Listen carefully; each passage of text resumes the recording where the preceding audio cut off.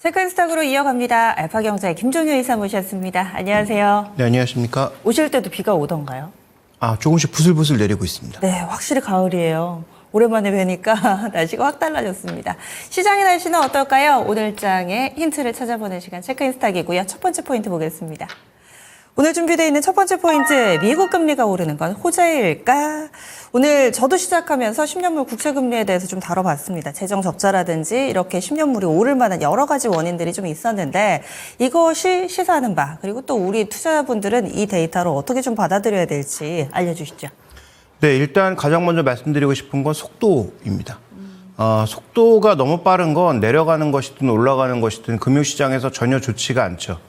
그래서 4% 올라온 것도 향후 금리가 내려가는 속도를 반영해서 다시 조절하는 것이구나 정도를 봤었는데 4%에서 스물스물 움직이더니 4.1 찍고 다시 조정받는 듯 하다가 이제 4.2까지 가는 것은 여러 가지를 반영하고 있는 거죠.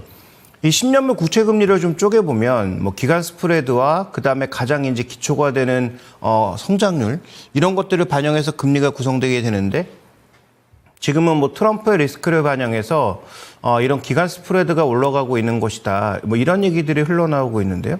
여러분 잘 살펴보시면 미국이 실제로 2022년부터 QT를 시작했는데 미국의 총 유동성이 과연 줄어든 적이 있는가? 이게 이제 외부에서 공급돼서 줄어들지 않기도 했겠지만 미국 내 유동성이 줄어들지 않았던 것은 저는 누가 뭐래도 이건 연준이 아니라 제닛 옐런 장관의 힘이었다라고 보고 있고요. 제닛 옐런 장관이 단기 국채를 꽤 많이 발행하면서 시장의 유동성을 지속적으로 관리해 왔단 말이죠.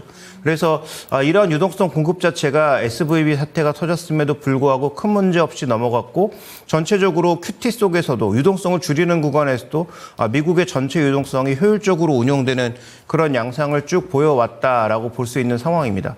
그런데 트럼프가 등장하면서는 옐런은 당연히 잘리는 거고 그다음에 지금 얘기 나오는 건 옐런과 합을 잘 맞췄던 연준 의장도 갈릴 가능성이 있다는 얘기가 나오고 있으니 채권 시장에서 뭔가 움직임이 나오고 있는 것이 아닌가. 파월은 또 거의 임기가 다 되기도 했죠. 네. 그래서 그런 부분들이 나타나고 있는 것이고요. 다음 이제 준비된 그림을 좀 하나 보시면 지금 현재 이 채권 시장과 금리 시장에서 나타나고 있는 전반적인 흐름. 지금 그 하이힐드 그러니까 이제 채권 미 국채는 아니지만 상대적으로 금리가 높은 하이힐드 쪽 채권이 생각보다 꽤 많이 정리가 된 상황이거든요. 차환 발행을 하든지 뒤로 만기를 미뤄놓은 상황이기는 한데 그럼에도 불구하고 내년에 만약에 트럼프가 됐을 때 국채의 추가 발행이 많아질 걸로 예상하고 있는 데다가 올해 대비해서는 무조건 하이힐드던 상대적으로 비율이 낮은, 그러니까 신용도가 낮아서 금리가 높은 그런 채권들의 상황은 전반적으로 올라갑니다. 그러니까 채권 시장 쪽에 상대적으로 문제가 생길 수 있는 이런 요인이 나타나고 있는데 미 국채도 사줘야 되고 그다음에 미국의 자산을 사줘야 될 여타 국가들의 지금 환율이 트럼프가 달러 강세를 얘기하면서 약세로 가고 있는 국면이죠. 그러니까 동일량을 사도 예를 들어서 10억엔을 사더라도 140엔 때 살 수 있었던 양과 지금처럼 150엔일 때 살 수 있던 양이 바뀌기 때문에 그럼 미국의 국채 수급은 달리는데 만약에 트럼프가 돼서 국채 공급을 더 늘린다? 이런 것들을 또 반영하고 있는 건 아닌가? 그래서 긴 흐름에서 보면 지금 10년물은 미국 경제를 반영하는 것이다 이렇게 볼 수 있겠지만 지금 기간물 스프레드가 크게 증가하고 있는 가장 핵심 포인트는 결국 이런 여러 가지 불확실성들을 반영하는 요인이라고 봐야 하고 그다음에 또 하나 말씀드렸지만 결국 10년물 국채 수익률은 가장 쉽게 정확한 표현은 아니지만 표현해 보면 결국은 주식시장의 할인율입니다. 그러니까 주식시장의 할인율이 지속적으로 올라가고 있다는 건 당연히 좋은 뉴스는 아니죠. 그래서 이게 최근에 나온 채권 리포트처럼 일시적인 흐름이어야 합니다. 만약에 일시적인 흐름이지 않고 현재 레벨에서 오랜 기간 머문다든지 추가적으로 더 올라가는 모습을 보인다든지 11월 달에 있을 FOMC에서도 뭔가 추가적으로 금리 올리지 않고 조심스러운 행보를 보였는데도 더 올라가는 모습을 보인다면 그건 시장의 부담으로 작용할 수 있죠. 오늘 이것을 미국 주식시장이 정확하게 반영했죠. 가장 강한 엔비디아를 빼면 대부분 하락했고요. 오늘 S&P 500 중에서 410종목인가 넘게 하락했습니다. 그래서 이런 흐름들을 보면 채권 수익률에 또 민감할 만한 그런 수치에 왔고 추가적인 상승이 나타나고 있다는 것은 뭐 이것 때문에 주식 다 팔아라 폭락온도 아닙니다. 절대 아니니까 그건 뭐 걱정하지 않으셔도 되는데 어쨌든 약간 시그널이 나올 수 있는 그런 구간 녹색불에서 노란불로 좀 미국 시장도 바뀔 수 있는 구간으로 가는 건 아닌가 확인이 좀 필요해 보입니다. 이것도 어찌 보면 대선 변수 가운데 하나가 될 수 있을 것 같습니다. 간밤에 미국에서 나온 내용에 따르면 이 8월 이후에 처음으로 트럼프 후보가 해리스 후보의 지지율을 앞섰다. 52%가 나왔다. 뭐 이런 데이터들도 있던데요. 그런데 어떤 후보가 되든 간에 어찌됐든 간에 국채 발행은 더 할 거고 지금 재정 확대를 계속 얘기를 하고 있잖아요. 그러면은 임기 구간 내에 계속 국채 발행할 거고 그러면은 10년물은 계속 오를 건가? 뭐 이런 생각이 드는데요. 네, 채권 발행이 늘면 채권 가격이 떨어지면서 금리가 올라가는 것은 당연한데요. 근데 그걸 누군가 강하게 사주거나 시장에서 소화가 되면 되는 것이죠. 그래서 그동안은 연준 쪽에서는 장기 관리, 그다음에 뭐 재무부에서는 단기 관리를 통해서 지금까지 잘 끌었다라고 볼 수가 있겠는데 만약에 트럼프가 됐을 때 트럼프의 경제팀이 지금의 경제팀처럼 원활하게 이걸 과연 잘 해나갈 수 있을지는 좀 더 검증이 필요한 부분이고요. 그 검증이 끝나기 이전에 그 주식시장이나 채권시장은 그런 불확실성을 조금 반영할 수 있을 것 같고 그다음에 실제로 이제 해리스하고 트럼프 둘이 당선됐을 때 국채 발행이 전체적으로 늘어나는 건 맞지만 국채의 발행 용도나 쓰이는 곳은 조금 다를 수 있기 때문에 뭐 그와 관련된 특징에 대해서도 미리 우리가 한번 공부해 볼 필요는 있지 않나 이렇게 보여집니다. 네, 알겠습니다. 미국의 재정 적자 부분 그리고 또 10년물 국채금리 부분 같이 좀 점검을 해주시면 좋을 것 같은데 지금 당장 문제가 발생했다. 이건 아닙니다. 그런데 우리가 신경 써야 될 부분들이 하나 더 늘었다라는 정도로 봐주시면 되겠네요. 속도가 관건이다. 한 번 더 강조를 해주셨고요. 다음 포인트 넘어가겠습니다. 눈에 띄는 섹터 가운데 하나로 자동차 보겠습니다. 특히나 오늘 현대차 인도법인 IPO 있는 걸로 알고 있는데요. 요즘에 현대차는 좋은 실적 전망에도 불구하고 계속 뒷걸음질 칩니다. 자동차보다 부품 해주셨는데 완성차보다 부품을 더 좋게 보신다는 건지 설명을 좀 해주셔야 될 것 같아요. 네, 오늘 그 리포트가 나왔어요. KB증권의 리포트가 나왔는데 탑픽으로 그동안은 이 현대모비스를 꼽은 적이 없었는데 오늘은 탑픽으로 현대모비스를 꼽으면서 완성차의 탄력은 둔화되고 부품주 쪽으로 좀 방점을 찍어야 되지 않겠느냐. 이제는 조금 바꿔야 되지 않겠느냐라는 그런 시각을 드러내고 있습니다. 뭐 이게 맞고 틀리고를 떠나서 이런 시각이 왜 나오고 있을까에 대한 점검은 필요하잖아요. 그래서 저는 뭐 자동차에 대해서는 뭐 제한적인 반등 정도를 계속 말씀드리고 있고 뭐 자동차가 실적이 좋지만 안 올라가는 이유에 대해서 뭐 여러 가지로 설명드리고 있는데 KB증권의 리포트에서 제시하고 있는 뭐 근거는 제가 보기엔 딱 한 가지다. 결국은 이게 지난주 월요일 날 제가 말씀드렸던 비용 문제다라는 거죠. 지금 여기엔 인건비만 가져왔습니다만 지금 뭐 인건비만 오르고 있는 게 아니죠. 미국의 항만 비용을 포함한 각종 비용들이 다 오르고 있고요. 미국 내에서 고용하는 것에 대한 비용은 전반적으로 오르는 추세고요. 미국의 엔겔 지수가 뭐 사상 최고치에 달할 만큼 미국 내 물가 상승 압력은 여전히 존재하는 상황이고요. 그다음에 또 지금 원화가 약세를 보이면서 우리가 벌어들이는 수익, 그 수익을 달러에서 원화로 환산했을 때 이익은 늘어날 수 있지만 반대로 우리가 미국 시장에 진출할 때 내야 되는 그런 부담감도 늘어난다라고 봐야 되는 거죠. 그러니까 뭐 전반적인 비용 자체가 늘어나는 것이 차량 판매가 지금 대거 늘진 않고 있기 때문에 물론 뭐 믹스 개선이라든지 전반적인 이익 개선을 통해서 현대차와 기아의 이익이 뭐 순식간에 나빠질 가능성은 전혀 없어 보이지만 결국 중요한 것은 최소한 꾸준하게 유지하거나 아니면 느린 속도라도 상승하는 것이 일반적으로 주가에는 좋은데 현재 구간에서는 트럼프 위험으로 인해서 압박을 받고 있는 데다가 만약에 이 상황에 관세까지 들이맞으면 어떻게 될까라는 부분에 대해서 시장은 우려하고 있는 거죠. 그러니까 현대차가 노사관계 때문에 뭐 미국에서 정말 차를 많이 만들고 싶어도 제한적인 상황이 분명히 있잖아요. 그리고 국내에서 생산본을 어느 정도 유지해야 되는 그런 여러 가지 내용들이 있기 때문에 현재 그렇게 본다면 뭐 트럼프가 만약에 됐을 때는 미국의 생산을 최대한 늘리는 것이 가장 이익일 수 있는데 과연 그건 노조와의 문제를 잘 풀어갈 수 있을지도 살펴봐야 되는 것이고요. 그다음에 뭐 국내는 다 아시다시피 최근에 계속 그 월급도 올라가고 여러 가지 비용들이 국내에서도 올라가고 있으니까 그와 관련된 원가 상승분이 만약에 판매 증가나 매출 증가로 이어지지 않았을 때 이익을 조금 둔화시킬 가능성에 대해서 언급하면서 그렇다면 상대적으로 이런 쪽에서 좀 자유로운 부품주들, 그다음에 현대모비스 같은 경우에는 최근 뭐 긍정적인 소식이 조금 들려오고 있는 것이 뭐 주주환원과 관련된 그런 얘기들도 있지만 그것보다는 현대모비스의 부품, 그다음에 AS 이익단이 항상 후행하거나 상대적으로 그 자동차보다는 좀 더 안정적으로 움직일 가능성이 높다라는 측면에서 지적하고 있는데요. 근데 저는 뭐 거기엔 동의하지 않습니다. 만약에 완성차가 안 좋아졌을 경우에 현대모비스가 좋아진다? 그럴 리 없고요. 그다음에 뭐 현대기아차 아시겠지만 자신들의 이익이 둔화될 때 가장 먼저 압박하는 것 벤더사들입니다. 그래서 그런 측면에서 봤을 때 현대모비스의 이익이 현대기아차가 안 좋아지는데 모비스가 좋아진다?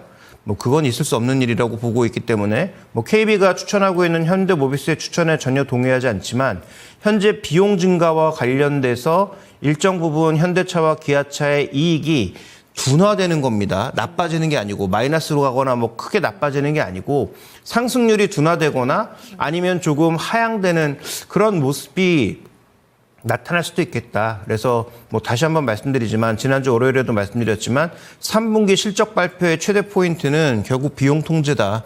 비용 통제를 누가 얼마나 가장 잘했나의 싸움이기 때문에 그걸 못한 회사들은 아마 시장 컨센서스 대비 대부분 안 좋은 실적이 나올 수 있다. 이렇게 좀 봐야 될 것 같고요. 네. 그런 측면에서 본다면 자동차에 대해서도 조정이 만약에 나왔을 때 정말로 뭐 우리가 생각해도 이건 너무 많이 빠졌다라는 그런 저가의 수준에서는 다시 걷어들여야 되겠지만 지금 최근에 좀 주가가 빠졌다고 해서 긍정적으로 무조건 접근하기에는 확인해 볼 요소가 있다. 그렇다면 최소한 3분기 실적 이벤트 이번 주가 지나고 나서 시장의 수급이라든지 전체적인 판매량이라든지 뭐 이런 것들을 확인해 볼 필요가 있을 것 같고요. 그다음에 이제 현대차, 기아차가 좋은 건 월마다 판매 데이터가 나오잖아요. 그래서 월마다 나오는 판매 데이터를 잘 챙겨보시면서 접근하시는 게 좋지 않을까 이렇게 좀 보고 있습니다. 부품주들은 조금 전에 차트도 인건비가 나갔는데 인건비라든지 고정비 비중이 낮나요? 상대적으로?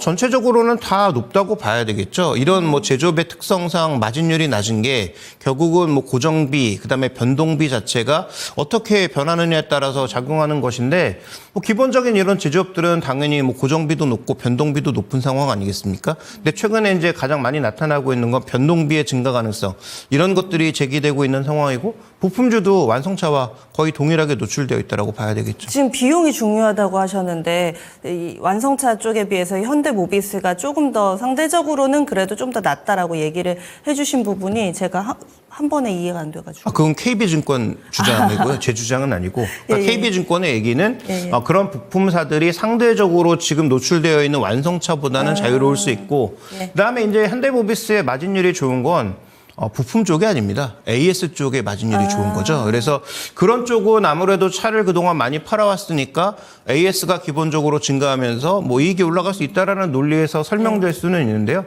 근데 뭐 저도 이 주식시장에 들어온 지 한 25년 정도 됐지만 뭐 현대기아차 이익이 안 좋아지는데 현대모비스 이익이 좋아진다는 것은 저는 본 적도 없고 앞으로 나올 리도 없다고 보고 있습니다. 예, 알겠습니다. 거기에다가 또 오늘 현대차, 자동차 쪽 들고 계신 분들의 또 상당히 많이 초미의 관심사이기 때문에 인도법인 상장 그리고 그 이후 어떻게 될 것인가 여기에 대해서도 간략하게 어떤 의견이세요? 네, 저는 일정 부분 다 반영되었다라고 보고 있기 때문에 그다음에 인도 시장이 앞으로 무한히 성장할 시장은 맞지만 신차 기준으로는 그렇게 인상적인 시장도 아니고요. 뭐 한 400만 대, 500만 대 정도의 시장이라서 그렇게 인상적인 시장도 아니고 여기 팔리는 차는 거의 3년 차를 갓 벗어난 수준의 굉장히 낮은 가격의 차라서 미국처럼 이익이 많이 나올 리도 없습니다. 그러니까 어느 정도 그 IPO를 통해서 자금 조달을 받고 그것으로 인해서 추가 투자가 된다는 것 자체는 유효할 수 있지만 그게 지금 뭐 현대기아차의 의미 있는 이익으로 다가올까에 대해서는 저는 동의할 수 없기 때문에 뭐 인도 상장 효과는 뭐 시장에서 떠드는 것만큼 긍정적 효과는 기대하기 어렵다 이렇게 보고 있습니다. 네, 알겠습니다. 자동차 쪽 그리고 자동차 부품까지 두루두루 봤습니다. 다음 포인트 넘어가겠습니다. 어제 오랜만에 애플형 부품주들이 웃었습니다. 아이폰 16 이 공개되기 전에는 뭐 같은 날 화웨이가 신제품 내놓는다라는 소식만으로도 뭐 기침을 하고 이런 국내 부품주였는데 잘 팔린다니까 또 금방 반응이 이렇게 또 나오더라고요. 아이폰 16 현재 판매 상황이 좀 어떤지 그리고 관련된 부품주들까지 짚어보겠습니다. 네, 일단 지금 애플 관련주들이 전일 좋은 모습을 보였는데요. 중국에서 일부 판매량이 회복됐다라는 그런 얘기가 나오면서 일정 부분 놀라운 것인데, 그러면 준비된 그림부터 먼저 하나를 좀 볼까요? 자, 지금 애플 관련주들이 미국 시장의 애플은 신고가고요. 그 다음에 애플 부품주라고 불리는 종목군들은 신고가는 아니고 조금 등락을 보이고 있지만 아시아 시장 종목군들보다 나은데, 자, 우리 시장만 이렇게 LG노텍이나 BH가 힘든 모습을 보이고 있는 거냐? 그렇지 않습니다. 중국의 써니옵티컬이나 지금 대만에 상장되어 있는 라간 같은 핵심 부품주들도 차트를 보시면 아시겠지만 박살나 있는 건 마찬가지라는 거죠. 그다음에 라간이 그저께인가요? 무슨 발표를 했냐면 11월 달 들어서 아이폰 관련된 전반적인 수요가 떨어지고 있다는 발표를 했습니다. 그래서 중국의 물량이 일시적으로 증가했다고 해서 아이폰 16이 전반적으로 잘 팔리고 엄청나게 잘 될 거다라고 하는 것은 제가 보기엔 굉장히 너무 나간 거고요. 지금 오히려 우리가 주목해야 될 것은 중국이 아니고 실제 소비 시즌은 11월 달에 중국의 광군제를 넘어서 그 다음은 이제 미국 소비로 넘어가게 되잖아요. 그러면 저는 광군제보다 더 기대할 수 있는 건 광군제에 맞춰서 중국의 각종 브랜드에서 모두 신제품들이 쏟아져 나오기 때문에 오히려 중국 쪽에서는 조금 그 경쟁 압력이 높아질 수가 있고, 그러면 미국의 소위 얘기하는 크리스마스 소비, 추수감사절부터 크리스마스 소비와 관련된 부분이 급증할 수 있느냐가 좀 더 중요하다라는 거죠. 그래서 지금 저 준비된 그림을 보시면 아이폰 시리즈마다 어느 정도의 판매를 보였는지에 대한 추세, 그리고 전망을 나타낸 것인데, 지금 2달간의 어떤 판매량을 나타낸 것인데요. 아이폰이 이제 12, 13 정도에서 피크를 찍은 이후에 그 위에는 전체적으로 그렇게 크게 증가하지 않는 모습이죠. 물론 이번에 28일 날 AI 관련된 것이 나왔을 때 얼마만큼 더 판매를 증가시킬 수 있을지는 확인해 볼 필요가 있겠고, 그게 어떻게 보면 마지막 남은 기대감이라고 볼 수 있겠습니다만, 그게 그렇게 인상적이지 않다면 과연 의미 있게 판매량이 증가할까? 저는 그렇게 보고 있지 않기 때문에 해당 종목군들이, 특히 우리나라 종목군들은 LG노텍 같은 경우에는 조금 과도하게 빠진 부분이 있어서 일정 부분의 가격 회복을 보인다는 오케이. 그런데 이게 의미 있는 판매 증가로 간다?